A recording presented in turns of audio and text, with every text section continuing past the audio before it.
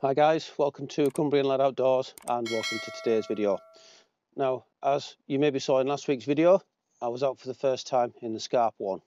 Now, I bought the Tarp one with the Tyvek ground sheet from Tarptent. And as I mentioned last week, I'm a bit disappointed in it. It's not particularly well finished.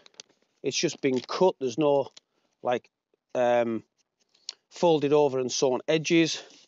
As you can see there, it's not particularly well cut, so it could fray, but I can live with that.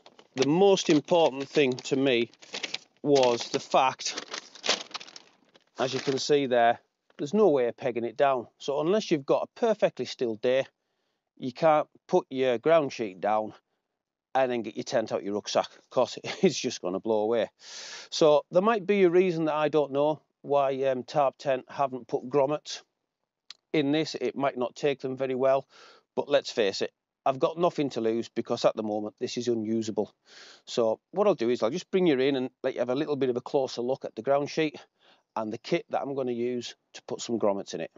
So yeah, Tyvek isn't a material that I'm overly familiar with, but as you can see, it's very thin, and you can just see there, if the camera will focus, you can see it's not particularly well cut. And we do have a few areas like that around the item. So yeah, as it is, it's unusable in this country, especially at the moment. Luckily enough, we've got a very still day today, so I can get out in the garden and do these modifications so it's ready for next time. But yeah, I've nothing to lose by doing these modifications, like I say, because at the moment it's completely unusable. So the kit that we're using for this little modification today is the Draper brass grommet kit, and you get 12 10mm grommets in there. You get a punch to punch the holes, you get a punch to close the grommet, you get a wood block to cut the holes out onto, and you also get a steel ring to close the grommets onto, so you get a nice sturdy base. The only other thing that you'll need is a hammer. So what I'm planning on doing is putting 6 grommets in, so 2 on each corner, top and bottom, and 1 either side in the middle. So first things first, I want it fairly close to the edge so that the peg that I'm putting in doesn't stick too far into the ground sheet, and get it nice and flat, shouldn't cause any problems. So like I say, the first thing we're going to do now is we're going to cut the hole on the first corner.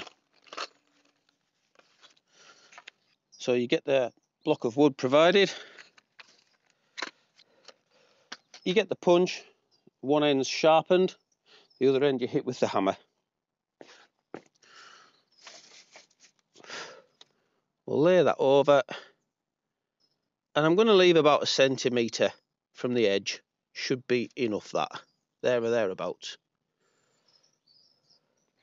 Just give it a tap with the hammer. And there we go, you can see we've got the first hole put in the ground sheet.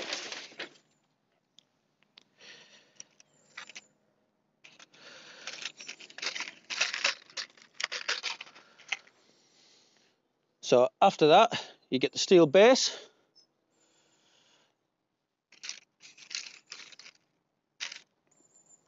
and you pop one of the grommets on it with the ring sticking up, fits in nice and snugly.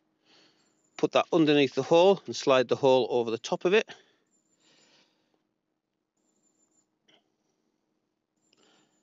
And then you get the top ring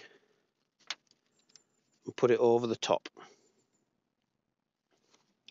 Get the punch, point down, get the hammer and give it a good whack.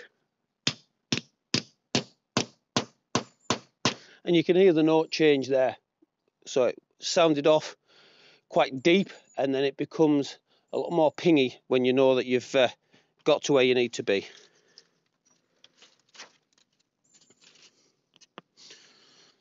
And there we go, we've got the first grommet in the ground sheet. So what I'll do is I'll bring you in a bit closer and let you have a look at that. So there you go, you can see there we've got a nice flush grommet front and back, we've got no sharp edges, and that should provide a good base for putting a peg into, so it won't blow away while you are getting your tent ready to set up out your rucksack. So what I'll do is I'll bang the other 5 of these grommets in, and then I'll show you the finished item.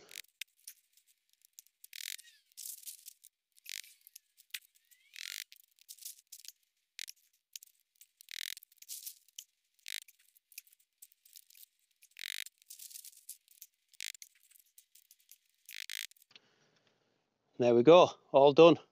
So we'll just have a quick look around, and as you can see, all the grommets nice and flush, no sharp edges, reasonably evenly spaced, just done by eye.